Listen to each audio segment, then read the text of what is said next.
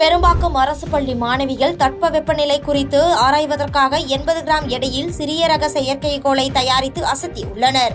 சென்னை பெரும்பாக்கத்தில் உள்ள குடிசை மாற்று வாரியத்தில் பெண்கள் முன்னேற்ற அறக்கட்டளை மற்றும் வாய்ஸ் அஸ்திரா ஏரோபேஸ் நிறுவனம் இணைந்து பெரும்பாக்கம் அரசு பள்ளி மாணவிகளுக்கு விண்வெளி குறித்து விழிப்புணர்வு ஏற்படுத்தும் வகையில் சிறிய ரக ராக்கெட் தயாரிக்கும் பயிற்சி வழங்கப்பட்டது. அதன்படி 50க்கும் மேற்பட்ட மாணவிகள் சுமார் 40 மணி நேரத்தில் 2 சிறிய ரக ராக்கெட்களை தயாரித்து அசத்தியுள்ளனர்.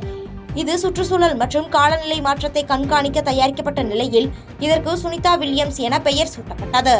80 கிராம் எடை கொண்ட இந்த சிறிய ராக்கெட்டை பெரும்பாக்கம் அரசு பள்ளி மாணவர்கள் பலூன் மற்றும் பாராசூட் மூலம் வானில் பறக்கவிட்டு தட்பவெப்பநிலை காலநிலையை கணினி மூலம் மாணவர்கள் கண்காணித்தனர். தொடர்ந்து வெற்றிகரமாக வானில் செலுத்தப்பட்ட சிறிய ராக்கெட்டை தயாரித்த மாணவர்களுக்கு சான்றிதழ் மற்றும் பதக்கம் வழங்கி கௌரவிக்கப்பட்டனர்.